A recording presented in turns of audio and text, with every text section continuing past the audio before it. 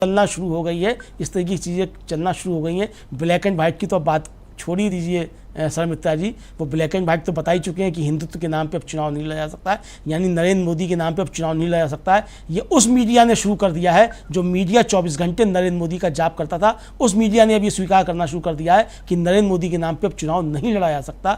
ये भारतीय जनता पार्टी को कटु सत्य अब स्वीकार करना होगा। और अगर भारतीय जनता पार्टी खुद को बचाना चाहती है, और जैसा कि हम लोग लगातार सर मित्रा जी पूरे चुनाव के दौरान खासतौर से मैं इस बात की टिप्पणी करता रहा था कि भारतीय जनता पार्टी के सामने ये चुनाव खुद को बचाने का है। नरेंद्र मोदी से मुक्त अगर भारतीय जनता पार्टी हो जाएगी तो भारतीय जनता पार्टी बचेगी, वरना भारतीय जनता पार्टी खत्म हो जाएगी। ये चीज़ें अब भारतीय जनता पार्टी के सामने आना शुरू हो गई हैं। उसको अगर खुद को बचाना है तो खुद को नरेंद्र मोदी से मुक्त करना होगा। देखना यह कि कल जो संसदीय दल की बैठक है भारतीय जनता पार्टी की, भारतीय जनता पार्टी उसमें खुद को बचा पाती है कि नहीं बचा पाती है, या नरेंद्र मोदी के हवाले ही भारतीय जनता पार्टी रहती है। समिता जी बिल्कुल अमरिंदु जी, जो बातें आपने कही डीवी लाइव पर, जो चर्चाएं हम लोग करते रहे, जिस तरह की हम लोग जिस तरह का अनुमान हम बताते रहे, वो लगभग सारे अनुमान सही साबित हुए हैं।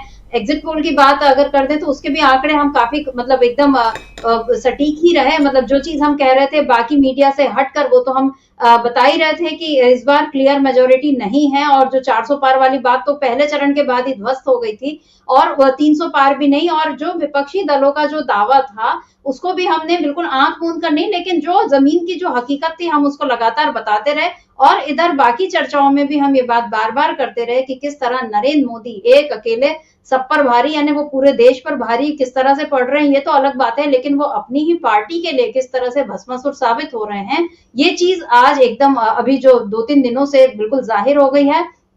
और ये कहीं ना कहीं बीजेपी के लोगों को भी अब इस बात का एहसास हो रहा है, क्योंकि अब जो वो हार के बाद जिस तरीके से बातें निकल रही हैं, या जो लोग जीते भी हैं तो बहुत कम मार्जिन से जीते हैं। कुछ लोगों का तो अभी भी ये आरोप है, मतलब विपक्ष के दलों में से कुछ लोगों का अभी भी ये आरोप है कि ईवीएम की जो गड़बड़ियां कहीं कहीं जगहों पर की गई, कम से कम 20-30 सीटों पर ये खेल किया गया और किसी भी तरह बीजेपी को बचा लिया, तो अधिकारियों पर कहीं ना कहीं कोई दबाव रहा होगा। ये सारी बातें, खैर चुनाव बीत गया, नतीजे आ गए, लेकिन अब सामने जो बात है कि देश का भविष्य अब किस तरह से होने जा रहा है, और फिलहाल पूरे देश में एक जो राहत की सांस ली जा रही है वो इसी बात को लेकर ली जा रही है कि कम से कम तानाशाही से देश बच गया है। एक लोकतंत्र और संविधान को बचाने की लड़ाई जो राहुल गांधी ने शुरू की थी, और बार बार जो वो भारत जोड़ो यात्रा में और भारत जोड़ो न्याय यात्रा में जिस बात को बोलते रहे, अखिलेश और तेजस्वी यादव जिस बात को बोलते रहे, और इवन उद्धव ठाकरे हैं या स्टालिन हैं या ये तमाम लोग जिस तरह से साथ में आए, तो इंडिया गठबंधन में भी हमने देखा कि कुछ लोगों ने तो बिल्कुल कंधे से कंधा मिलाकर राहुल गांधी के साथ संघर्ष किया, लड़ाई लड़ी, डरो मत के नारे को बिल्कुल फॉलो किया। कुछ लोग अलग रहे, लेकिन अब उन लोगों का भी साथ जो है वो कहीं ना कहीं मिलता दिखाई दे रहा है। अमरिंदु जी, अभी अभिषेक बनर्जी भी पहुंचे थे दिल्ली, तो उन्होंने ये अभी नीतीश कुमार से मुलाकात की बात, और ये कि खेला हो सकता है। खबर ये है कि ममता बनर्जी ने नीतीश कुमार से फोन पर बात की है। इधर तेजस्वी यादव भी अभी कर रहे हैं, मतलब ये चर्चाएं चल रही हैं, जिस तरह से वो लोग दिल्ली से विमान में एक साथ आए थे, वो तस्वीरें भी आ गई। तो ये बिना ये जो धुआं उठ रहा है, तो कहीं ना कहीं चिंगारी तो क्या लगी हुई आपको भी नजर आ रही, क्योंकि एक और चंद्रबाबू नायडू के खिलाफ आंध्र प्रदेश में इस बात को लेकर विरोध हुआ कि आप कैसे उस भाजपा के साथ, उस मोदी के साथ जा सकते हैं जिसने हमारे राज्य को उसके साथ किए गए वादे पूरे नहीं किए, या आपको इतना इतना बोला और अब आप उनके साथ कैसे जा सकते हैं। और इधर पटना में ये बात उठ रही है कि नीतीश जी, आप कई बार अपने मन से पलटे, एक बार जनता की खातिर पलट जाइए। ये जो जनता की खातिर पलटने की बात उठाई जा रही है, आपको क्या लगता है कि क्या नीतीश कुमार और चंद्रबाबू नायडू या तो वो बार्गेनिंग करके एनडीए में बने रहेंगे, और मोदी सरकार जो अब जो सो कॉल्ड मोदी सरकार रही है तो एनडीए सरकार ही कहलाएगी, वो अब क्या मतलब उसमें बीजेपी के नेता, मतलब जो नवनिर्वाचित सांसद हैं, क्या उनके लिए अब कोई जगह नहीं बचेगी, क्योंकि उनके पुराने केंद्रीय मंत्री तो बहुत सारे हार गए चुनाव, बाहर हो गए बड़बोले नेता कई सारे, लेकिन अब जो नए आए हैं क्या उनको सरकार में कोई हिस्सा मोदी दे पाएंगे? क्योंकि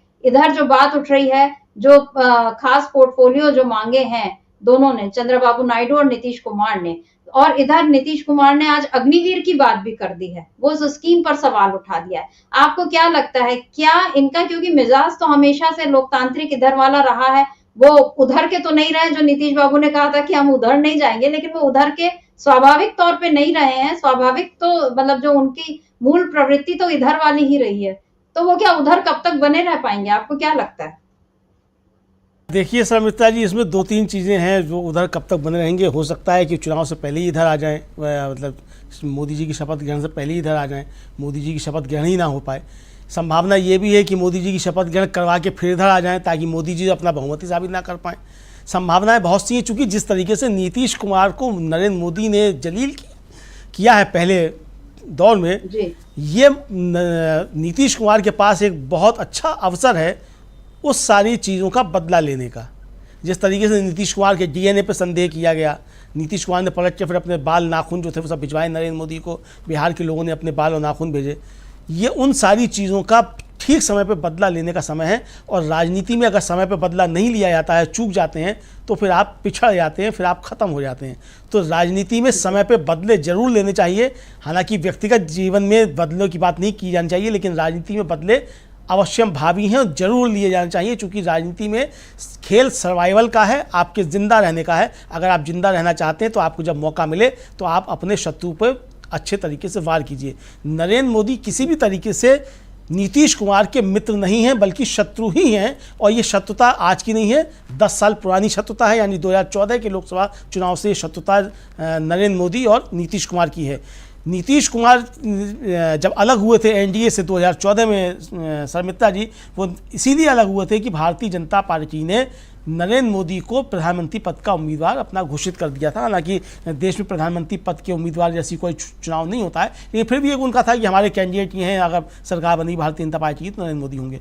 उससे पहले यही भारतीय जनता पार्टी नीतीश कुमार को पीएम पद का मटेरियल बताती रहती थी और नीतीश कुमार भी खुद को पेश करते थे और बिहार का विकास मॉडल बताया जाता था। सुशासन बाबू नाम जो है भारतीय जनता पार्टी का ही नीतीश कुमार को दिया हुआ है कि सुशासन बाबू है, किसी और ने नहीं दिया था, ये तभी का दिया हुआ है।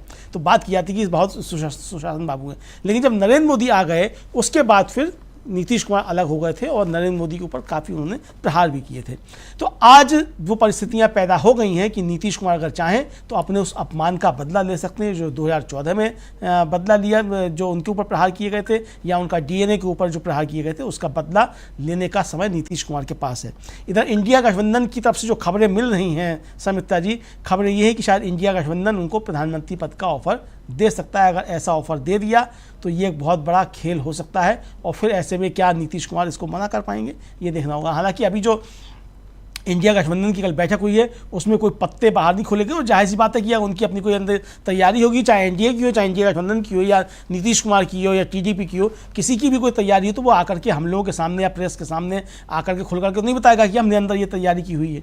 हमने देखा कि किस तरीके से लोग जो है शाम को 4 बजे जाकर के अपना दल बदल रहे होते हैं और शाम को 3:30 बजे जब प्रेस से बात कर रहे होते हैं तो बता रहे होते हैं कि वो पुराना दल जिसमें है वो उसके वफादार कार्यकर्ता हैं और उसके लिए काम करते रहेंगे। तो यही स्थिति जो है यहाँ भी है कि अगर कुछ तैयारियाँ चल रही होंगी तो बाहर आकर के कोई नहीं बताएगा कि हमारी ये तैयारियाँ हैं। लेकिन अखिलेश यादव ने जो कहा कि संभावनाओं का खेल है, आप इंतज़ार कीजिए, उम्मीद नहीं छोड़नी चाहिए, कुछ भी हो सकता है, कब हो सकता है। तो यानी कि खेल तो चल रहा है सर मित्रा जी, और खेल जो चल रहा है तो इंडिया जो धमाका करने जा रहा है उस धमाके से नरेंद्र मोदी हिल जाएंगे, भारतीय जनता पार्टी हिल जाएगी। निश्चित तौर पर ऐसा समझा जा सकता है। अभी हमको जब तक कि नरेंद्र मोदी की शपथ नहीं हो जाती है और अपना वो बहुमत साबित नहीं कर देते हैं, तब तक क्या क्या खेल हो रहे हैं पल पल पर नज़र रखनी पड़ेगी। और उसके बाद क्या होगा फिर उसके बाद की समीक्षाएं उसके बाद की जाएंगी, या उससे पहले क्या खेल हो जाते हैं तो उसकी फिर समीक्षाएं हम बाद में करेंगे। लेकिन फिलहाल एक संभावनाएं जो हैं वो ये बन रही हैं कि इंडिया गठबंधन कोई बड़ा खेल करने जा रहा है। प्लेन में बैठ करके तेजस्वी यादव और नीतीश के बीच क्या क्या बातचीत हुई है किसी ने कुछ नहीं बताया है, क्या बातचीत हुई है दोनों में से। जाहिर सी बात है कि उनके बीच जो बातें हुई हैं वो बाहर तब तक नहीं आएंगी जब तक कि दोनों आकर के नहीं बताएं। इसलिए उस बातचीत के बारे में जो भी है वो सारी स्पेकुलेशंस हैं, वो अपने सबके कयास हैं कि क्या क्या कयास लगाए जा रहे हैं, क्या बातचीत हुई होगी क्या नहीं हुई होगी। लेकिन जाहिर सी बात है कि दोनों राजनीतिक व्यक्ति हैं, साथ साथ सरकार में रहे हैं, एक दूसरे के विरोधी भी रहे हैं। तो अगर 1.5 घंटे की फ़्लाइट में कुछ बातचीत हुई होगी तो निश्चित तौर पर बातचीत यही होगी कि आगे की राजनीति किसकी क्या होनी है और किसको क्या दांव चलना है और किसको किसके लिए क्या फील्डिंग करनी है, यही बातचीत हुई होगी। मुझे लगता है कि तेजस्वी की तरफ से भी कोई खेल शुरू किया गया है और उधर जिस तरीके से चंद्रबाबू नायडू और M.K. स्टालिन की जो कल मीटिंग हुई है और उसमें जिस तरीके से बड़े भावपूर्ण शब्दों में स्टालिन ने उसकी व्याख्या की है, उसको बताया है कि क्या क्या उनकी बातचीत हुई और क्या क्या उनके पुराने संबंध रहे हैं। जाहिर सी बात है कि समित्रा जी ये संबंध जो हैं वो पुराने क्या रहे हैं और प्लेन के अंदर जो बातें हो रही हैं इसके राजनीतिक मायने हैं, राजनीतिक संदेश इसमें छुपे हुए हैं और हम लोग इन्हीं संदेशों के ज़रिए ये व्याख्या या विश्लेषण कर रहे हैं कि क्या क्या चीज़ें बन सकती हैं और सतह के नीचे क्या क्या पक रहा है, उसकी खुशबू क्या आ रही है, वो हम यहाँ बैठ करके जो महसूस कर सकते हैं समिता जी, वो हम बताने की कोशिश कर रहे हैं। बाकी जो हम लोगों के सूत्र हैं वो सूत्र अंदर की और बातें बता रहे हैं, लेकिन वो सूत्र ये नहीं बता सकते कि नीतीश कुमार की और तेजस्वी यादव की क्या क्या बातचीत हुई और M.K. स्टालिन और चंद्रबाबू नायडू की क्या क्या बातचीत हुई। वो जाहिर सी बात है कि वो उनके बीच की बातें हैं और जब वो उसके परिणाम सामने आएंगे तो हम भी देखेंगे और देश भी देखेगा। लेकिन हम ये बात निश्चित तौर पे कह सकते हैं कि हम जो आज सूचनाएं दे रहे हैं और जो हम व्याख्या कर रहे हैं ये आपको आने वाले दिनों में सच नज़र होती हुई नज़र आएंगी समिता जी। बिल्कुल, हमारा काम ही खबरों को देखकर सुनकर अपने सूत्रों से जो हमको जानकारी मिलती है उनको समझकर और उसकी व्याख्या करना होता है। बाकी राजनीति संभावना का खेल है और हमेशा यहाँ पर जैसे क्रिकेट में आखिरी बॉल तक क्या हो जाएगा कुछ कहा नहीं जा सकता, मैच कब पलट जाए। तो इस समय भी एनडीए में भी यही मैच पलटने की संभावनाएं जो है वो बहुत ज्यादा दिखाई दे रही हैं और नरेंद्र मोदी इसी वजह से हिले हुए भी दिखाई दे रहे हैं। और आपने जो बात की अमलेंदु जी की तेजस्वी यादव और नीतीश कुमार के बीच 1.5 घंटे की क्या बातचीत हुई या चंद्रबाबू नायडू और M.K. स्टालिन के बीच जो बातें हुई वो जाहिर है बाहर आनी भी नहीं चाहिए, क्योंकि अखिलेश यादव ने भी एक बार कहा था, इधर खड़गे जी ने भी एक बार अपने प्रेस कॉन्फ्रेंस में कहा था कि हम अभी से आपको क्यों बताएं कि हमारी क्या रणनीति है। और ये बिल्कुल सही काम इंडिया गठबंधन कर रहा है कि उसकी जो भी बातें हो रही है वो क्लोज डोर मीटिंग और उनके नेताओं के बीच आपसी बातचीत है, जो बहुत सारे विचार विमर्श, क्योंकि उनके हाथ में भी ये मौका बड़े संघर्षों के बाद, मतलब उन लोगों ने लगातार पिछले 5-7 सालों में 8 सालों में लगातार मेहनत की, अपना मजबूत वो आधार बनाए रखा, बहुत सारी तकलीफें झेली, बहुत संघर्ष उनके सामने आए, बहुत सारे दबाव उन लोगों पर पड़े, लेकिन उसके बाद भी जो लोग डरे नहीं, मायावती की तरह जो लोग पीछे नहीं हटे, वो लोग डटे रहे। और जैसे एक वो बोला गया कि विपक्ष के हाथ पैर बांधकर उसको समुद्र में फेंक दिया गया और कहा कि आप तैर के बताओ, तो विपक्ष उसके बाद भी तैर गया। तो अब जो है उसके हाथ पैर खोलने की अब तो बारी आई है। अब तो वो जैसे हो कि अब अभी तो ये अंगड़ाई है आगे और लड़ाई है, तो ये बिल्कुल उसी अंदाज में विपक्ष अभी काम कर रहा है। उसे सत्ता में आने की या सत्ता हथियाने की कोई उसकी नीति नहीं है, नियत नहीं है। ये भी नजर आ रहा है कि जो कुछ होना चाहिए एक नेचुरल प्रोसेस जो है ट्रांसफर ऑफ पावर, जो सत्ता का हस्तांतरण, वो अगर सुसंगत तरीके से होता, अगर विपक्ष को क्लियर मेजोरिटी मिलती तो वो सरकार बनाने का दावा पेश करता, लेकिन उसे क्लियर मेजोरिटी नहीं दी इस देश के लोगों ने, तो उस जनादेश को भी विपक्ष सराखों पर रखकर और इंतजार कर रहा है कि ठीक है, आपने अगर हमें सशक्त विपक्ष में बैठने की भूमिका दी है तो हम वही करेंगे, और हम अब अगर हमें विपक्ष में भी बैठना पड़े तो हम पूरी मजबूती के साथ उसी तरह से संघर्ष करते रहेंगे और सरकार को मनमानी करने से रोकते रहेंगे, जैसा कि हम पहले करते रहे। पहले तो आपने 100-125 सांसदों को एक झटके में बाहर निकाल दिया क्योंकि आपके पास बहुमत था, आपके स्पीकर ने और राज्यसभा अध्यक्ष ने, इन लोगों ने कभी उस तरह से वो देखा ही नहीं कि क्या सही है क्या गलत है। वो लोग भी बिल्कुल आंख मूंद कर सरकार के पक्ष में काम करते रहे, ये बात तो जाहिर ही है। तो अब जो इसीलिए लोकसभा अध्यक्ष की जो मांग की जा रही है कि वो चंद्रबाबू नायडू की ओर से, वो बिल्कुल सही की जा रही है ताकि मनमाने फैसलों पर रोक लगाई जा सके। और सवाल ये है, अब ये सवाल उठने लगा है कि अगर विपक्ष जो इंडिया गठबंधन बैठेगा तो उसका नेता कौन होगा। बहुत से लोग इस समय राहुल गांधी की बात कर रहे हैं, लेकिन मेरा ख्याल है वहां तो विकल्प पे विकल्प मौजूद है कि एक से बढ़कर एक नेता मौजूद है, साथ तर्कों के साथ और बिना डरे अपनी बात पहले भी रखते आए हैं, आगे भी रखते आएंगे। अमलेंदु जी, इस इंडिया गठबंधन में जितने भी नेता हैं उनके बीच खासियत उन लोगों की एक और ये रही है कि चाहे राहुल गांधी हो, चाहे अखिलेश यादव हो, तेजस्वी यादव हो, उद्धव ठाकरे हो, इन लोगों ने कभी भी अपने विरोधियों के लिए, मतलब जब ये लोग क्योंकि ये तो नेचुरल अलायंस नहीं था, ये बना धीरे धीरे क्योंकि इन सबको लोकतंत्र और संविधान बचाना था, लेकिन जब ये अलग अलग भी थे, जब एक दूसरे के खिलाफ भी ये चुनाव लड़ते थे, तो कभी इन्होंने बिलो द बेल्ट, जिसको प्रहार करना बोलते हैं, या एक दूसरे के खिलाफ मर्यादा तोड़कर कभी कोई टिप्पणी नहीं की, कभी कुछ नहीं किया। इसीलिए जब ये साथ आ रहे तो इनके बीच एक नेचुरल दोस्ती जो है वो दिख रही थी। और इधर तेजस्वी यादव भी, जब से नीतीश कुमार ने भी पलटी मारी, कभी उनके खिलाफ कुछ ऐसी गलत बात नहीं की, आदरणीय चाचा जी बोलते रहे। राहुल गांधी ने कभी उनके खिलाफ कुछ नहीं कहा। इसी तरह से लेकिन बीजेपी में अगर आप देखें तो वहां चंद्रबाबू नायडू के लिए, चाहे नीतीश कुमार के लिए, चाहे उद्धव ठाकरे के लिए, हमेशा नरेंद्र मोदी ने या बीजेपी के बाकी नेताओं ने जो कुछ कहा बहुत ही गलत, मतलब आपको उनकी राजनीति से तकलीफ हो सकती थी, लेकिन वो वहां निजी लड़ाई की तरह वो उतर गए और उस पर बिल्कुल जिस तरह की बातें उन्होंने की, तो उसके बाद भी एक सवाल उठता है कि जब ये लोग साथ आएंगे, यानी उनके तो बड़े सहयोगी रहे नवीन पटनायक, उसके बावजूद किस तरह से नरेंद्र मोदी ने उनके खिलाफ बातें कही हैं, ये तो अब दिख ही गया है। तो ये इसके बाद कभी भी ये संभावना, मतलब वो जगह नहीं छोड़ रहे कि कभी वो दोस्त बनेंगे तो हाथ भी मिला पाएंगे कि नहीं। मतलब दुश्मनी लाख कीजिए मगर इतनी वो गुंजाइश बनाकर रखी वाली जो बात होती है कि कभी हम मिले तो हाथ मिला सके। राहुल गांधी, तेजस्वी यादव, अखिलेश यादव, उद्धव ठाकरे, इन लोगों ने हमेशा उस गुंजाइश को बनाकर रखा, शायद इसीलिए ये लोग आज एक साथ हैं। लेकिन क्या एनडीए में जिन नेताओं का अपमान पहले हुआ है, क्या अब वो लोग जब अगर मोदी के साथी बन भी पाएंगे तो क्या वो उस अपमान को भूल पाएंगे? एक तो सवाल ये है। दूसरा सवाल ये है कि बीजेपी के बारे में, मोदी वाली बीजेपी के बारे में ये कहा जाता है कि वो जिसको साथ रखती है उसको खत्म कर देती है। अकाली दल, शिवसेना, ये सारे उदाहरण हमारे सामने हैं। अब क्या चंद्रबाबू नायडू और नीतीश कुमार के सामने ये डर हमेशा नहीं बना रहेगा कि कहीं ये अगर इन लोगों की सरकार इसी तरह से स्थिर बनी रही तो क्या ये ऐसा नहीं करेंगे कि ये हमारी पार्टियों के सांसदों को ही तोड़ लेंगे? क्या कोई बड़ा खेल ये नहीं कर पाएंगे? ऐसे में इनको किस तरह की सावधानी बरत सकते हैं, या बीजेपी क्या इस बार अपना रुख बदलेगी? अमलेंदु जी, तो जो जयराम रमेश है, कांग्रेस के महासचिव हैं और संचार विभाग के प्रमुख, कल ट्वीट किया था कि भारतीय जनता पार्टी के जो बी टीम बनकर के काम करते थे एक तरीके से वाईआरसीपी आंध्र प्रदेश वाली, उसका क्या हश्र हुआ और बीजू जनता दल उसका हश्र क्या हुआ। तो ये हश्र जो है वो टीडीपी और उनका ना हो, ये उन्होंने इस तरह से ट्वीट किया।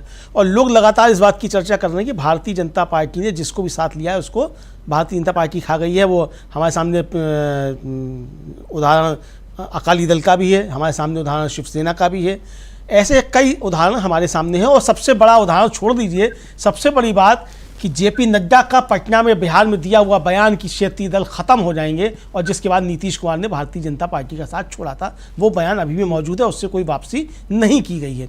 तो ये सारे संकट इन क्षेत्रीय दलों के सामने हैं। दूसरा, पिछले 10 वर्षों में जिस तरीके से नरेंद्र मोदी और अमित शाह की जोड़ी ने काम किया, पूरे देश भर में जिस तरीके से सरकारें गिराई, जगह जगह ऑपरेशन लोटस चलाए गए और जिस तरीके से पार्टियाँ तोड़ी गई, यहाँ तक कि जो उनके सहयोगी थे उनको तोड़ा गया। भाई जनता दल यू को तोड़ने की कोशिशें की गई और वहाँ भी एकनाथ शिंदे पैदा करने की कोशिश की गई, शिवसेना के साथ भी बदसलूकी की गई, रामविलास पासवान के बेटे जो हैं चिराग पासवान, जो मोदी जी के हनुमान बने फिरते थे, उनके साथ किया गया।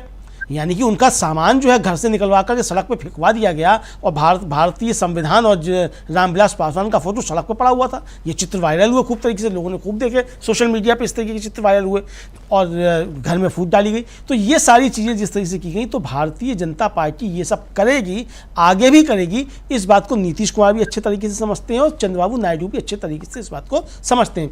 इसीलिए जो मांग रखी गई है कि स्पीकर का पद भारतीय जनता पार्टी के पास नहीं रहेगा, टीडीपी ने वो मांग की है, वो इसीलिए की गई है ताकि भारतीय जनता पार्टी जो ऑपरेशन लोटस चलाएगी और पहले इन्हीं दलों के ऊपर चलाएगी, टीडीपी और जनता दल यू के ऊपर, तो आप ये काम ना कर पाएं, इसलिए स्पीकर इनका होगा, ये मांग रख दी गई है। और मुझे लगता है कि ये मांग जो है वो नरेंद्र मोदी को बहुत बेचैन करने वाली होगी, क्योंकि अगर ये मांग मान ली गई तो नरेंद्र मोदी फिर रोज़ जो है वो नमस्ते सदा वत्सले जो है वो नीतीश कुमार और चंद्रबाबू नायडू के सामने करते हुए नजर आएंगे, मोहन भागवत के सामने करते हुए नजर नहीं आएंगे।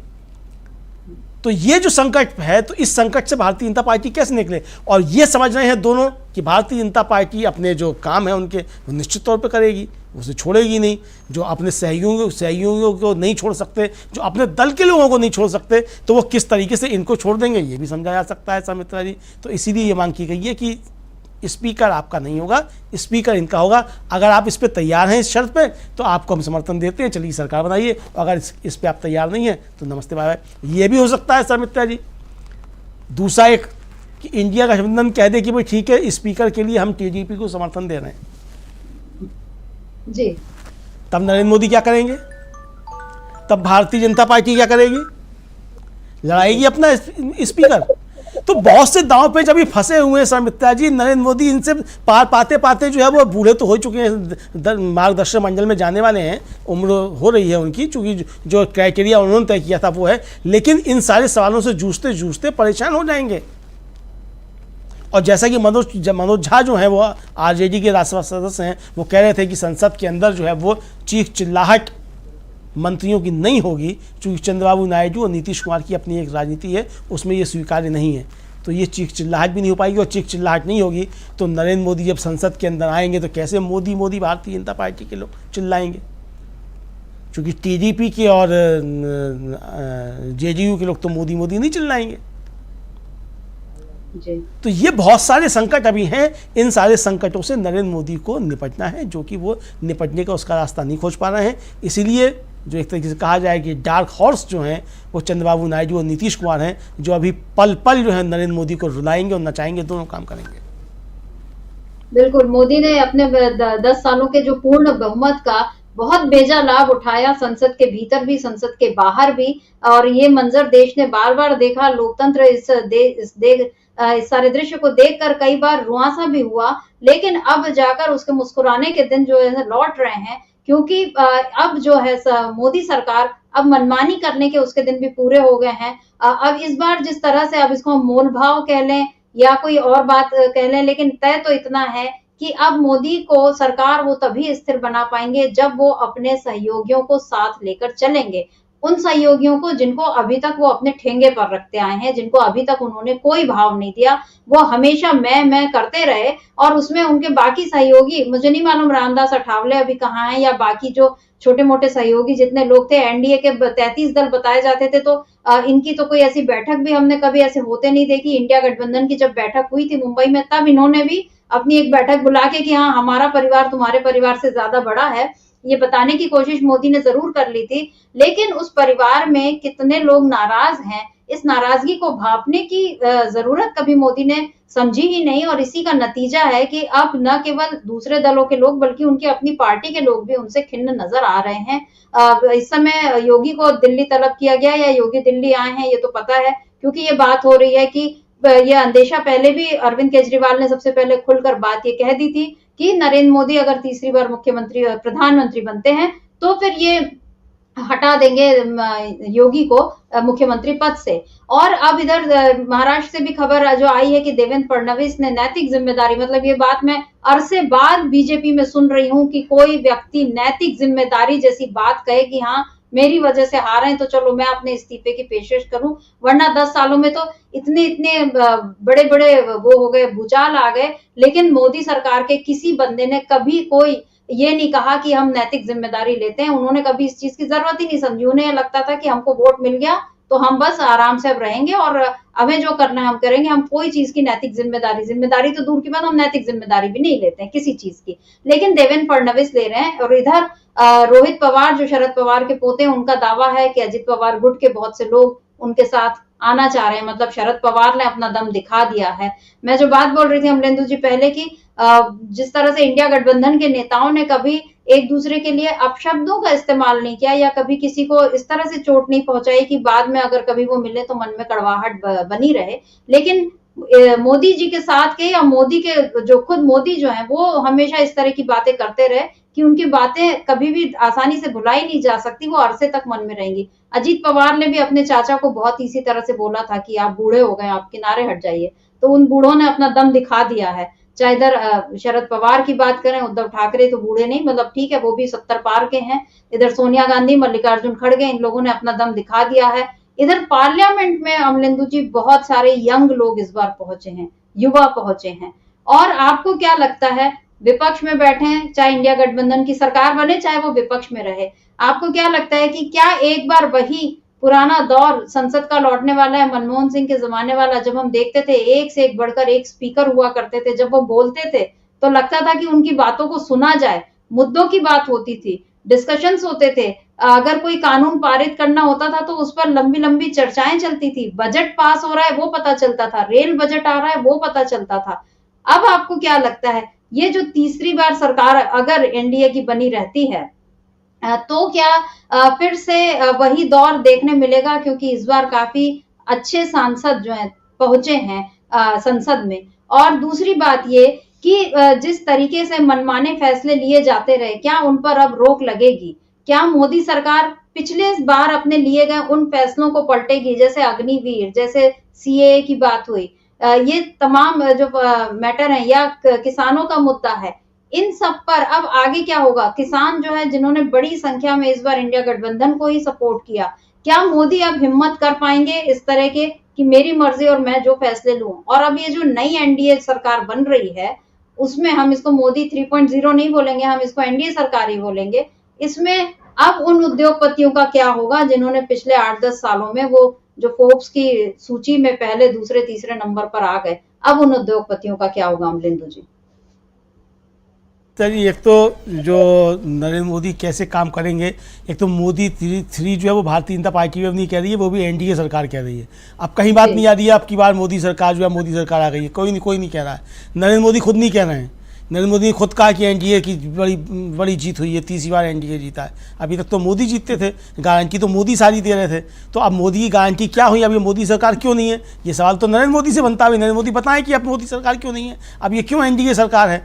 तो ये संकट शुरू हो गए हैं। और ये इन संकट पर आप देखिए समित्रा जी, नरेंद्र मोदी की भाव भंगिमा को आप देखिए, जब वो भारतीय जनता पार्टी के कार्यालय पहुंचते हैं, वहाँ संबोधित करते हैं, और उस समय जो कोई 20 सेकंड की क्लिप जो है वो जेपी नड्डा की वायरल हो रही है कि जब वो संबोधित कर रहे हैं तो किस तरीके से वो मालूम पड़ रहा है जैसे चीख रहे हैं, और रोते हुए जो चीखना होता है उस तरीके से जेपी नड्डा की आवाज़ निकल रही है कि मतलब वो बर्दाश्त नहीं कर पा रहे हैं कि क्या हो गया नरेंद्र मोदी को। नरेंद्र मोदी जो है वो खिसियानी बिल्ली की तरीके से हंस रहे हैं। तो बॉडी लैंग्वेज जो है वो उसको आप देखिए, पढ़ने की कोशिश कीजिए। जेपी नड्डा की भी नरेंद्र मोदी की साफ तौर पर समझाया जा सकता है कि चीज़ें किस तरीके से एकदम से बदली हैं। तो ये बड़ा परिवर्तन आया है, और इसके लिए जाहिर सी बात है कि इस देश की जनता जो है वो बधाई की बात है कि उसने इस स्थिति पे ला करके खड़ा कर दिया। वरना तो जो है यहाँ छातियाँ पीटी ही जा रही थी, एक अकेले सब पे भारी, 56 इंच की छाती, बहुत सारी विश्वगुरु होने की हो रही थी। अब जो विदेश मंत्री रहे आउटगोइंग एस जयशंकर, अब वो भी विश्वगुरु नहीं लिख रहे हैं, विश्व बंधु की बात कर रहे हैं कि विश्व बंधु हैं।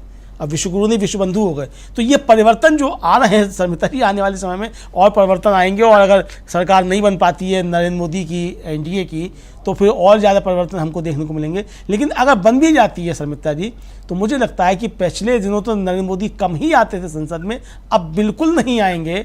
और सिर्फ जो औपचारिकता होती है आकर के संसद का सत्र शुरू हो तो आकर के बोलने की और समापन उस समय बोलने की, वही औपचारिकता पूरी करने के लिए आएंगे। क्योंकि अब ऐसा नहीं हो पाएगा कि आपके सांसद मोदी मोदी चिल्लाते हैं और दूसरी तरफ से आवाज़ें नहीं आए और आप माइक बंद करवा दें।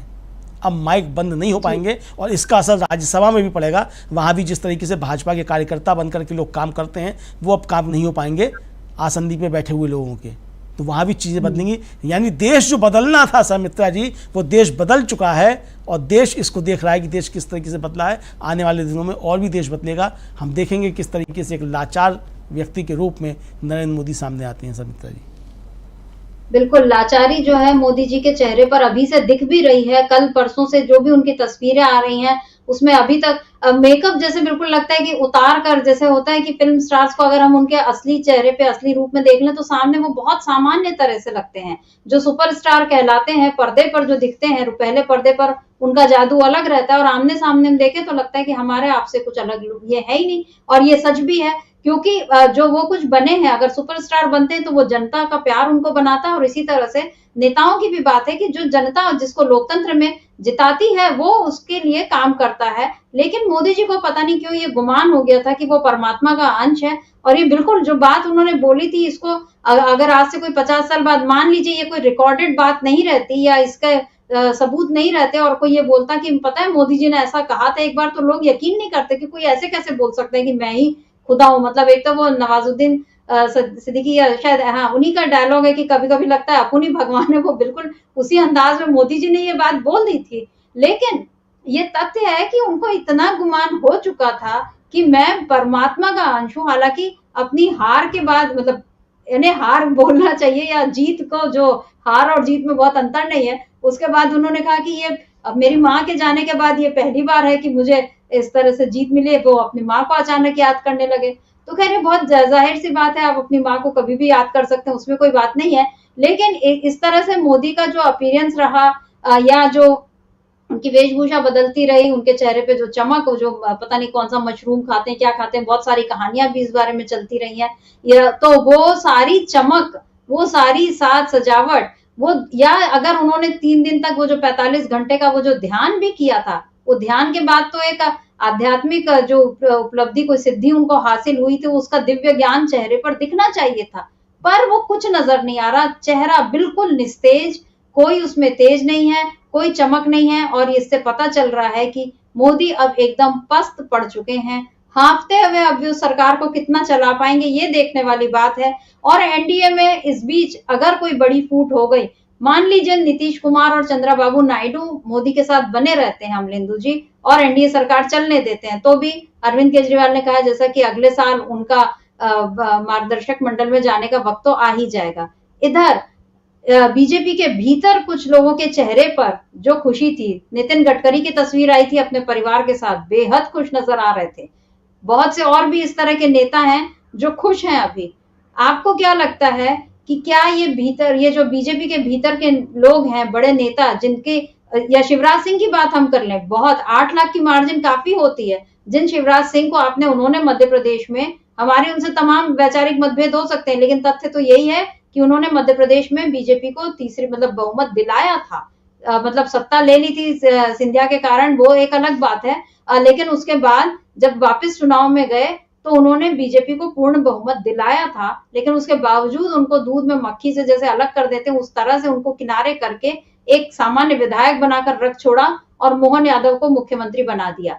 तभी से लोगों को यह समझ में आने लग गया था कि इनके साथ गलत हुआ है, और शायद यही वजह है कि उनको टिकट देकर बीजेपी ने सोचा होगा कि चलो इनको टिकट देकर कोई और रणनीति रही होगी, लेकिन बीजेपी के भी मन में शायद ये उसने अनुमान नहीं लगाया होगा कि शिवराज सिंह 8 लाख वोटों से जीत दर्ज करेंगे। सबसे बड़ी जीत जो है वो उनके नाम रिकॉर्ड रहा है इस बार का।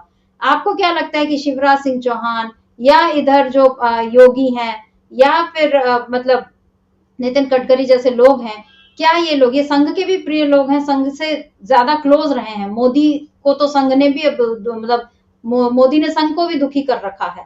तो आपको क्या लगता है कि मोदी को ये लोग हटाकर, ऐसा हो सकता है कि प्रधानमंत्री का चेहरा इस बार ना सही अगले साल किसी और को बना ले, जैसे मोदी एक्सपेरिमेंट करते रहे कि अब तुम मुख्यमंत्री नहीं रहोगे, हटो, तुम्हारी जगह ये आ जाएगा। क्या ऐसा ही अब ये खेल कोई हो सकता है अमलेंदु जी? हो सकते हैं, और नितिन गडकरी या योगी आदित्यनाथ या राजनाथ सिंह, इनकी अपेक्षा मुझे लगता है कि आरएसएस खुद जो है वो पल्ला छुड़ाना चाहता है नरेंद्र मोदी से, और उसके अंदर ये बहुत सारी चीज़ें चल रही हैं, क्योंकि नरेंद्र मोदी ने जिस तरीके से आरएसएस को सुपरसीड करने की कोशिश की। देखिए मित्रा जी, आरएसएस की जो राजनीतिक फ्रंट है वो राजनीतिक फ्रंट रहा है भारतीय जनता पार्टी, और ये राम माधव जो आरएसएस के नेता हैं, उन्होंने इंडियन एक्सप्रेस में एक आर्टिकल लिख कर के ये स्वीकार किया था कि आरएसएस ने सीधे सीधे चुनाव को प्रभावित किया था 2014 में, 1984 में, यानी उसने सीधे सीधे उसमें हिस्सेदारी की थी। एक तरीके से ये बताने की उन्होंने कोशिश की, यानी कि उसकी अपनी राजनीतिक महत्वाकांक्षाएं हैं, वो राजनीति करता है, इससे उसने इनकार करना छोड़ दिया है कि वो राजनीति नहीं करता है। तो आरएसएस राजनीति करता है, लेकिन वो अपने राजनीतिक प्यादे बना करके भारतीय जनता पार्टी में रखता है।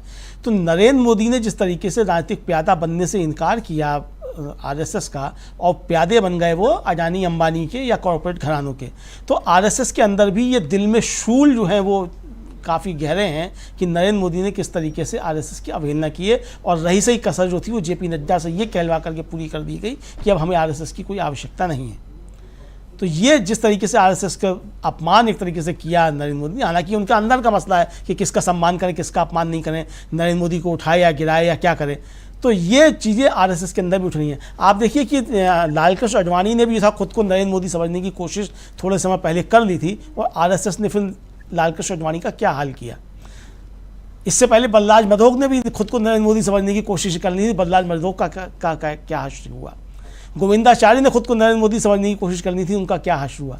तो आरएसएस जब चाहेगा तब नरेंद्र मोदी को बलराज मधोक, गोविंदाचार्य या लालकृष्ण आडवाणी बना देगा, ये ताकत आरएसएस रखता है। लेकिन नरेंद्र मोदी ने आरएसएस की उस ताकत को चुनौती दी, और खुली चुनौती दी। तो आरएसएस भी अब उस चुनौती को ले रहा है गंभीरता के साथ, और उसके अंदर भी चीज़ें चल रही हैं कि नरेंद्र मोदी को अब सबक सिखाया जाना चाहिए। तो ये नरेंद्र मोदी को सबक सिखाने की चीज़ें शर्मिष्ठा जी है, ये सिर्फ इंडिया गठबंधन में या जनता में या एनडीए के लोगों में या भारतीय जनता पार्टी के अंदर नहीं ही हैं, बल्कि ये भावनाएं जो है वो आरएसएस के अंदर भी समझी जा रही हैं। जिस तरीके की बातें हो रही हैं कि ये शायद वहाँ भी इस तरीके की चीज़ें चल रही हैं। तो ये जो है शर्मिष्ठा जी चीज़ें जिस तरीके से सामने आ रही हैं, उससे साफ तौर पर समझा जाता है कि नरेंद्र मोदी के लिए आने वाला समय बहुत आसान नहीं है, बल्कि ये कहा जाए कि दुश्वारियों भरा समय है। और शायद अपने राजनीतिक पारी के अंतिम दौर में नरेंद्र मोदी राजनीतिक जीवन की सबसे बड़ी कठिनाइयों का सामना अब करने जा रहे हैं। अभी तक तो मौज लेते रहे हैं 2.5 दशक तक लगभग। अब जो है समझ में आएगा कि राजनीति होती क्या है।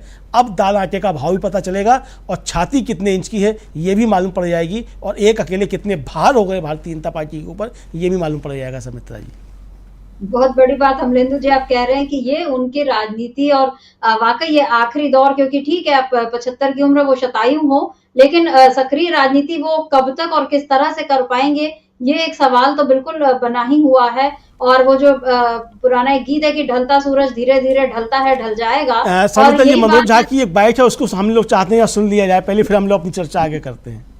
जी, और लगभग तय है कि प्रधानमंत्री जी तीसरी बार प्रधानमंत्री पद का शपथ लेने जा रहे हैं, क्या कहना है? देखिए, सबसे पहले तो आपके प्रश्न में मुझे बेहद खुशी हुई। एनडीए के नेता चुन लिए गए, ये मोदी सरकार नहीं है। खुद भी बोलना बंद कर दिया। अचानक एनडीए के प्रति और गठबंधन के प्रति ममत्व जाग रहा है। ये जो ममता है ना, ये 239 सीट की वजह से ममता आई है। हमें उम्मीद है कि ये जो अहंकार और गुरूर था उसको नापने के लिए चंद्रबाबू नायडू और नीतीश कुमार जी काफी हैं। मुझे बेहद खुशी है, मैं कहूं कि बीजेपी की पार्लियामेंट्री बोर्ड की बैठक नहीं हुई, सीधे एनडीए की हुई। अगर आप उसको देखें प्रोटोकॉल के हिसाब से, तो पहले बीजेपी को उनको नेता मानना था, फिर एनडीए में जाना था। तो बहुत सारी चीजें हैं, वरक अभी सामने आएंगे। बहरहाल शुभकामनाएं, और प्रधानमंत्री जी एक संदेश है, ये मुजरा, मंगलसूत्र, भैंस, इससे लोकतंत्र को और खराब मत कीजिए, अब बंद कर दीजिए। चुनाव हो गए और अगले चुनाव में भी ये मत करिएगा। सर, अर्जुन खड़गे गए इतना करते, और जो एक वहां से भी एक फैसला आया कि फिलहाल इंडिया ब्लॉक जो है वो विपक्ष में ही बैठेगा। उनके नेताओं ने कहा, मल्लिकार्जुन खड़गे साहब ने कहा कि नंबर अभी हमारे फेवर में नहीं है, हम विपक्ष। देखिए, कल बैठक हुई, पूरी समीक्षा भी हुई, आगे का प्रारूप हुआ, लेकिन आप लोकसभा की तस्वीर जो इस बार देखेंगे ना, आधी आधी दिखेगी, लगभग आधी आधी। अब वो अहंकार और गुरूर नहीं चलेगा, अब वो मंत्रियों का चिल्लाना नहीं चलेगा। मैं बार बार दोहरा रहा हूं, चंद्रबाबू जी या नीतीश बाबू आपके साथ है, लेकिन उन दोनों की अपनी एक पृष्ठभूमि है, और वो पृष्ठभूमि उनको मोदी तेरे सुबह की जय, मोदी तेरे शाम की जय, ये कहने की इजाजत नहीं देती, और ये लोकतंत्र के लिए सुखद कभी था भी नहीं। सर, लेकिन शिवसेना की अब नीतीश कुमार और चंद्रबाबू नायडू दोनों हमारे दोस्त हैं, और वही तय करेंगे कि लोकतंत्र को बचाने में उनकी क्या दोस्त तो हैं ही। 19 का चुनाव तो हम साथ में लड़े थे, खुद चंद्रबाबू जी से हम लोगों के बहुत इंटरेक्शन हुए, उस समय की भी सारी चीजें हैं पब्लिक डोमेन में। नीतीश जी के साथ तो हम रहे, हाल तक रहे, जनवरी के महीने तक रहे। मैं इसलिए कहता हूं कि अभी वैचारिक राजनीतिक रूप से खासतौर पे हम विलग भले हों, लेकिन सच्चाई ये है कि इन दोनों की राजनीति में कुछ नॉन निगोशिएबल है। ये प्रधानमंत्री जी और उनकी टीम को झूठ नहीं बोलने देंगे, धार्मिक ध्रुवीकरण नहीं करने देंगे, ये सब तो। और उसके बाद अगर ये सब नहीं करने देंगे तो बीजेपी पर बची क्या मोदी जी वाली 0/सन्नाटा, कुछ नहीं। सर, जिसमें इतना शामिल दल थे, इतना शिवसेना, एकनाथ शिंदे गुट का या फिर अजीत पवार गुट की एनसीपी, सबको कहीं ना कहीं नुकसान उठाना पड़ा है, खुद बीजेपी को बहुत नुकसान उठाना पड़ा है। आप जिम्मेदारी देवेंद्र फडणवीस साहब ने ली है, उन्होंने कहा है कि मेरी जिम्मेदारी, उन्होंने पद भी छोड़ा है, क्या करना है? देखिए, ढाल बनने की कोशिश की है उन्होंने, लेकिन मामला दिल्ली का है, दिल्ली ने खराब किया महाराष्ट्र को, ये तो स्वीकारोक्ति सब लोग करते हैं। और अगर आपको स्मरण हो, आपने जब भी सवाल पूछा था मुझसे शिवसेना या एनसीपी के बारे में, तो मैंने कहा था कि सांसद विधायक ले जाओ, पार्टी उधर शरद पवार जी के साथ है, वोटर उनके साथ, पार्टी उद्धव जी के साथ है, वोटर उद्धव जी के साथ है। I stand vindicated. जो मैंने कहा, हमने कहा, वही सच साबित हुआ। पार्टी चुराने की जो पॉलिटिक्स थी ना, पार्टियों में डकैती, डाका डालने की, अब देखिए बीजेडी हर चीज पे इनके पक्ष में खड़ी रही। एंटी पीपल बिल तक पर इनके पक्ष में रही। किसान वाले बिल पर मैं उसका हवाला दे रहा हूं। एनसीटी दिल्ली का मामला था, आज क्या कर दिया बीजेडी को। ये सब के लिए एक सिग्नल है कि मोदी जी और अमित शाह वाली जो बीजेपी है ना, वो अटल जी वाली बीजेपी नहीं है। वो तो मान ले कभी हम यूज एंड थ्रो कहते हैं, ये लोग तो ईट एंड स्वालो, ये तो निगल जाने वाले लोग हैं। निगल गए बीजेडी को, नाम लेवा नहीं है। सर ज्यादा टीस हो रही है, वो सीट है अयोध्या की, जिसको हार गई है। समाजवादी पार्टी से जो वहां से जीत करके आए हैं अवधेश प्रसाद जी, वो कहते हैं कि ये अयोध्या के लोग जीते हैं, समाजवादी पार्टी नहीं जीती है। भारतीय जनता पार्टी को ये टीस है। ये मैं बता रहा हूँ, ये टीस होनी चाहिए। क्या बना के रख दिया था आपने, जो राम को लाए हैं? अरे आप लाने वाले होते हो यार। और उस मुगालते में अपने को भगवान बता बैठे, तीसरे चरण के बाद, चौथे चरण के बाद। ये जो टिन पॉट डिक्टेटरशिप वाला जो मामला है ना, कि मैं भगवान का अवतार हूं, ये सब चलता नहीं है। इस तरह का अहंकार चलता नहीं है। और मैं जो लोग नहीं जानते उनको बता दूं, जिस वर्ष बाबरी मस्जिद गिरी थी, उसके बाद के चुनाव में भी बीजेपी वहां हारी थी। इस बार आपने मर्यादा पुरुषोत्तम का मंदिर बना न्यायालय से, और आपने विजुअल चलाए कि आप राम से बड़े हो गए। तो भगवान दंडित करना जानता है। अयोध्या वालों ने आपको आईना दिखाया है, उस आईने में देखिए और देश को एक ऐसी सरकार इस बार दीजिए जो झगड़ा ना लग रहा है आपस में, समुदायों में। मुसलमान, हिंदू, मुसलमान, इंडिया, पाकिस्तान, क्या क्या नहीं किया आपने। सर एक और DSP वो सोने पर आ गई। जो आत्ममंथन हुआ पार्टी का, उसमें मायावती जी का कहना है कि वो मुस्लिम कम्युनिटी को दरकिनार नहीं कर सकती हैं, वो उनका एक महत्वपूर्ण रोल रहेगा। देखिए, वो मैंने पूरा प्रेस विज्ञप्ति पढ़ा, काहे को जाना उसमें, लेकिन मैं मानता हूं कि मायावती जी अभी भी कद्दावर, उनका एक वोट बैंक। बस थोड़ी आवश्यकता है एक दिशा की, कि जो आपका वोट बैंक है उसके अंदर संविधान का खतरा था, उस खतरे को समझना होगा। और उस हिसाब से मैं जल्दबाजी में कभी भी किसी पॉलिटिकल पार्टी की किसी को ऑबिचुअरी नहीं लिखनी चाहिए। वो जगेंगी, वो जगाएंगी। बस उनको ये फैसला लेना है कि उनकी ताकत से इंडिया गठबंधन की ताकत बढ़ती है, उसका यहाँ पर अमलेंदु जी, मनोज झा ने एक साथ बहुत सारी जरूरी बातें कही। अभी जो आखिरी बात उनकी थी काफी महत्वपूर्ण, क्योंकि जैसे ही ये चुनाव परिणाम आए, लोग एकदम से मायावती के बारे में ये बोलने लगे और बिल्कुल ठीक कहने लगे कि अब उनका कुछ वो बचा नहीं है और पॉलिटिकल करियर खत्म। लेकिन यहाँ मनोज झा ने एकदम सही सलाह दी है कि हमको किसी के भी बारे में इस तरह से बोलने की हड़बड़ी नहीं करनी चाहिए, और उनका अपना वोट बैंक है। बस उनको ये समझने की देर है कि वो उनकी मजबूती किस तरह से इंडिया गठबंधन को मजबूत कर सकती है। क्या यहाँ पर अमलेंदु जी मायावती को फिर से एक बार मनोज झा ये सलाह परोक्ष रूप से देते नजर आ रहे हैं कि अगर आप साथ रहती, क्योंकि अभी जो आंकड़े भी आए हैं कुछ सीटों पर, कई महत्वपूर्ण सीटों पर यूपी के, उसमें ये दिखा है कम से कम 12-15 सीटें ऐसी हैं जहां पर बसपा को वोट मिले, जीतने लायक वोट नहीं मिले, लेकिन उसने सपा के वोट कम कर दिए। मान लीजिए अगर बसपा साथ रहती सपा के, तो वो सीटें भी, यानी बीजेपी का नुकसान जो है वो 63 सीटों से मतलब और भी, मतलब उसको काफी वहां पर नुकसान हो जाता बीजेपी को, ये नजर आ रहा था। लेकिन मायावती ने शायद जिन भी कारणों से मतलब कहा, तो यही जा रहा है कि ईडी, सीबीआई जैसी जांच एजेंसियों का डर उनको नजर आ गया और इसीलिए वो पीछे हट गई। अगर वो राहुल गांधी की डरो मत के नारे पर चलती तो आज यहाँ पर सिनेरियो दूसरा होता।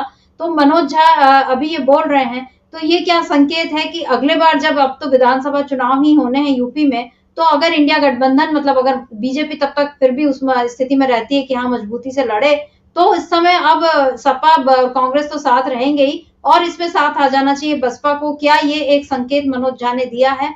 एक बात। और दूसरी बात जो उन्होंने ये कही है कि अहंकार वाली बात की, जिस तरह से नरेंद्र मोदी ने पार्टियों को तोड़ने की और चुराने की कोशिश की, यानी जो ये बात जनता को पसंद नहीं आई और इसीलिए महाराष्ट्र की जनता ने इनको नकार दिया है। देवेंद्र फडणवीस भले ही ढाल बनकर सामने आ रहे हैं, लेकिन गलती दिल्ली की है। क्या इस गलती की समीक्षा बीजेपी कर सकने की स्थिति में अभी आपको लगती है अमलेंदु जी? क्या अभी भी नड्डा जी कुछ बतौर बीजेपी अध्यक्ष ये बोलने की हिम्मत दिखा पाएंगे नरेंद्र मोदी को कि आपकी ये गलतियां रही हैं और अब आपका और अमित शाह का जो दबदबा रहा है, अब थोड़ा सा उसको हमको कम करने की जरूरत है, तभी हम पार्टी को बचा पाएंगे? क्या नड्डा जी ये हिम्मत दिखा पाएंगे अमलेंदु जी? समिता जी, तो नड्डा जी का कार्यकाल जून तक ही है। अब नड्डा जी के बाद कौन अध्यक्ष बनता है ये देखना होगा, लेकिन फिलहाल नड्डा जी की भाव भंगिमा, नड्डा जी का चेहरा और ये सब बता रहा है। और जिस तरीके से उनकी कुर्सी जो है नरेंद्र मोदी के बराबर में लगी और अमित शाह दूर चले गए, तो अभी समझ में आ गया है कि जो भी अध्यक्ष बने भारतीय जनता पार्टी का या जो भी अध्यक्ष है, वो अब नरेंद्र मोदी को डायरेक्ट करने की स्थिति में है सीधे सीधे। यानी अब जो अध्यक्ष बनेगा वो नरेंद्र मोदी से सवाल भी करेगा कि नरेंद्र मोदी तुमने ये काम क्या किया, पार्टी की पॉलिसी क्या थी, तुमने क्या किया। अब ऐसा नहीं होगा कि अमित शाह कुछ बोलकर क्या है, नरेंद्र मोदी कह दें कि नहीं ऐसा नहीं है और ये गलत बात है और हम जो कह रहे हैं वो सही है। तो अब जुमलेबाजी जो है वो, खैर वो जो स्वभाव है वो जुमलेबाजी का नहीं जाएगा, लेकिन उस जुमलेबाजी पे अब कुछ ना कुछ भारतीय जनता पार्टी एक लगाम लगाने की कोशिश करेगी। तो जिस तरीके से ये चीज़ें हैं शर्मिष्ठा जी, इसका नुकसान भारतीय जनता पार्टी को, मतलब जो हो चुके हैं वो होंगे। और मनोज झा ने 2-3 बातें बड़ी महत्वपूर्ण कही अपनी इस बाइट में, जो उनका एक तो जैसे मायावती जी को लेकर के कहा, जाहिर सी बात है कि मायावती जी क्या वोट बैंक अगर खिसका है तो वोट बैंक खिसका किस लिए है? इसलिए खिसका है कि जिन चीज़ों को लेकर के मायावती जी की प्रतिबद्धता होनी चाहिए थी, उस प्रतिबद्धता में उसने गिरावट देखी। उस पर उसे लगा कि मायावती जी उस कॉज के लिए प्रतिबद्ध नहीं है। यानी बाबा साहब की जो विचारधारा है, बाबा साहब का बनाया हुआ जो संविधान है, उसके ऊपर जब खतरा साफ तौर पर दिखाई दे रहा है, तो आप अगर उसके साथ खड़ी हुई दिखाई नहीं पड़ रही है तो वोट आपसे खिसक के चला गया। उस संविधान को बचाने के लिए उसकी प्राथमिकता मायावती जी की पार्टी बचाना नहीं, बल्कि संविधान को बचाना था। संविधान बचा रहेगा, देश में लोकतंत्र रहेगा, तो मायावती जी की पार्टी भी रहेगी, मायावती जी भी रहेंगी। और अगर संविधान ही नहीं रहेगा तो ना मायावती जी होंगी ना उनकी पार्टी होगी। तो उनके वोटर के सामने पहला लक्ष्य क्या था? उसके सामने पहला लक्ष्य ये था कि संविधान बचाया जाना चाहिए। और संविधान कैसे बचेगा? कि भारतीय जनता पार्टी को शिकस्त दी जाए। उनके वोटर ने अपना धर्म निभाया और मायावती जी को ये समझना चाहिए था कि आपकी इस समय जिम्मेदारी क्या बनती है। वो जिम्मेदारी नहीं समझ पाई, वो अलग है। दूसरा जो उनका नुकसान हुआ, वो जिस तरीके से उन्होंने अपने भतीजे आकाश आनंद को हटाया, वो साफ तौर पर संकेत गया कि मायावती जी भारतीय जनता पार्टी के दबाव में हैं। आकाश आनंद एक युवा नेता के तौर पर उभर रहे थे और उसी शैली में बात कर रहे थे जिस शैली में राहुल गांधी बात कर रहे थे। ठीक उसी तरीके से वो भारतीय जनता पार्टी को चुनौती देते हुए नजर आ रहे थे। और जब आकाश आनंद को हटाया गया तो लोगों की समझ में आ गया कि मायावती जी बहुत ज़्यादा दबाव में हैं। अब ये उनकी क्या रणनीति है मायावती जाने, लेकिन इसका नुकसान उनको हुआ। मुझे लगता है कि सबसे ज़्यादा नुकसान उनको आकाश आनंद को हटाने की घोषणा करने से नुकसान उनको हुआ है। अब वो अपना किस तरीके से कोर्स करेक्शन करती हैं ये उनको ऊपर। जाहिर सी बात है कि हम लोग पत्रकार हैं, तो हम लोगों के सामने जो परिस्थितियाँ होती हैं उसका हम आकलन कर रहे हैं। हम चूंकि राजनेता नहीं है तो हम ये भी नहीं समझ सकते कि किसी व्यक्ति की राजनीति में क्या मजबूरियाँ हो सकती हैं। तो हमें नहीं मालूम कि मायावती जी की क्या मजबूरियाँ नहीं होंगी, लेकिन हम जो सामने से देख रहे हैं, हम वो देख रहे हैं कि उनको क्या करना चाहिए था और क्या उनके लिए ठीक हो सकता था। ये उनकी अपना निर्णय है कि उन्हें क्या ठीक लगा और उन्होंने क्या ठीक किया। हो सकता है उन्हें ये अच्छा लगा हो कि हमें जो है भारतीय जनता पार्टी की मदद करना है, उनको अच्छा लगा। उनके मतदाता को लगा कि ये तो बाबा साहब के सिद्धांतों के साथ छल हो रहा है, तो वो छोड़ के चला गया। तो बहरहाल ये उनका कोर्स करेक्शन है, लेकिन इसमें कोई शक नहीं है कि जैसा अभी थोड़ी देर पहले हम लोगों के साथ प्रेम कुमार जी थे, वो भी इस बात को कह रहे थे कि अगर आज भारतीय जनता पार्टी को शिकस्त दी जा सकी है उत्तर प्रदेश में,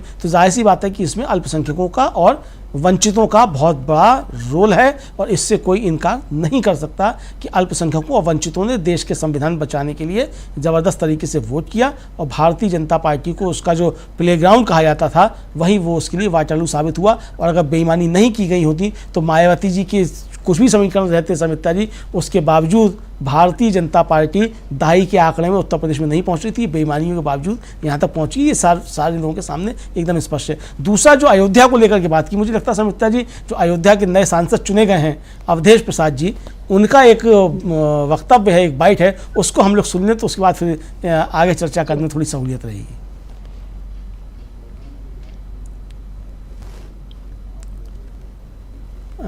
मैं चाहूँगा कि अगर अवधेश प्रसाद जी की बाइक चलाई जा सकती है तो उसको चला दिया है। मैं अपनी प्रोडक्शन टीम से कहूँगा। जी सुनते हैं। ये भारतीय जनता पार्टी की जो सरकार थी ये पूरे हर पहलू पर फेलोर रही। इसका कोई मुद्दा नहीं था केवल मुद्दा नहीं था, इनका मुद्दा था मंदिर, मस्जिद, हिंदू, पाकिस्तान, सब था मुद्दा। आज जो मुद्दा है हमारे देश का, महंगाई का मुद्दा है। मुद्दा है हमारा देश का लाखों करोड़ों नौजवान बेरोजगार हैं। किसी देश की दौलत हीरा जवाहरात सोना चांदी नहीं हुआ करता, देश की दौलत वहाँ का इंसान और नौजवान हुआ करता है। तो ये बेरोजगार हैं, ये परेशान हैं, और 60 लाख नौजवानों ने पुलिस में भर्ती किया था, मेहनत किया था, और सब जो है पर्चा लीक हो गया। तो ये बातें जो हैं, और जनता की जो बेसिक नीड्स हैं, आवश्यकताएं हैं, और जो कल्याणकारी राज्य की परिकल्पनाएं हैं, उससे हटके इन्होंने काम किया है, और इन्होंने पूरी तरह ढोंग बरता है। इसलिए इनकी हार की शुरुआत हुई है, पतन की शुरुआत हुई है, अभी अयोध्या से हुई है। सारे देश में वो समय दूर नहीं है, पूरे देश से भारतीय जनता पार्टी की सरकार का सफाया होगा। आपकी जीत से अयोध्या ने पूरी अयोध्या मंडल पे फर्क डाला है और हर जगह पे समाजवादी पार्टी को बढ़त मिली है। ये नारा इन्होंने दिया था, जो राम को लाए थे हम उनको लाएंगे, और दूसरी तरफ एक आपका नारा था कि ना अयोध्या ना काशी, अब की बार अवधेश पासी। तो ये हमारा नारा नहीं था। हम तो सभी स्थानों का स्वागत करते हैं, सभी धर्मों का, सभी मंदिरों का स्वागत करते हैं। ये मेरा नारा नहीं था, और अगर किसी ने नारा लगाया है तो वो समझे हम तो सबका सम्मान करते हैं। और इनका नारा भारतीय जनता पार्टी का कि जो राम को लाए हैं हम उनको लाएं, ये राम के लाने वाले लोग हैं। अरे राम तो अराजकाल से आए भाई, राम को कोई लाया नहीं है, ये तो झूठ मूठ का किया है चुनाव जीतने के लिए इन्होंने। चुनाव में संविधान और जो लोग धर्म को ला रहे थे, ये सारे जो मुद्दे थे उसमें संविधान, आरक्षण और जो घुसखोरी का मुद्दा था, ये हावी रहा। और इसने ये हमारा था, ये मुद्दा हमारा था चुनाव का। महंगाई था, बेरोजगारी थी, और संविधान था, और लोकतंत्र था। ये सारे हमारे मुद्दे थे। बहुत जरूरी बातें यहाँ पर कह रहे थे अवधेश प्रसाद जी। और जो बातें अमलेंदु जी आप बोल ही रहे थे, आपने भी यही बात कही कि अयोध्या के लोगों के सीधे सीधे स्वाभिमान को एक तरह से, और तमाम हिंदुओं के मतलब उनके मन को बहुत ठेस पहुंचाई थी कि जो राम को लाए हम उनको लाएंगे, ये नारा देकर। और यहाँ पर इन्होंने जो बात कही, जो नवनिर्वाचित सांसद हैं, वो जो सबसे महत्वपूर्ण बात ये कि इन लोगों ने लोक कल्याणकारी राज्य की जो अवधारणा है, जो मुद्दे हैं, उसको ही दरकिनार किया। आपका क्या कहना है अमलेंदु जी? क्योंकि हम लोग लगातार चुनाव प्रचार के दौरान भी और जो 7 चरणों के दौरान हम यही बात करते रहे कि मोदी मुद्दों की बात एक भी नहीं कर रहे हैं, वो बिल्कुल उन बातों का जिक्र ही नहीं कर रहे हैं जिनसे इस देश के लाखों करोड़ों लोग पीड़ित हैं। वो पता नहीं कहाँ की हवाई बातें किए जा रहे हैं। अब इसी बात को सांसद महोदय भी कह रहे हैं। आप क्या कहेंगे कि क्या बीजेपी अब जाकर सबक लेगी, क्योंकि अब जो उसके पास कार्यकाल आया है, उसको मिला है फिर से, क्या अब वो वापस मुद्दों पर काम करना शुरू करेगी, या फिर अभी भी वो जो जैसा घोषणा पत्र में बताया कि 2036 में हम ये करेंगे और 50 साल बाद ये करेंगे और 1000 साल बाद भारत की ऐसी स्थिति होगी? क्या लगता है आपको, बीजेपी सबक ले रही है? देखिए सर मित्रा जी, बीजेपी अगर सबक लेके मुद्दों की तरफ लौटना शुरू करेगी तो बीजेपी ख़त्म हो जाएगी। तो मुझे नहीं लगता कि बीजेपी कोई सबक किसी भी तरीके का ले पाएगी। कोई सबक बीजेपी नहीं लेगी, और उसके पास कुछ सबक लेने के लिए है भी नहीं कि वो कुछ किसी भी तरीके का कोई सबक ले पाए।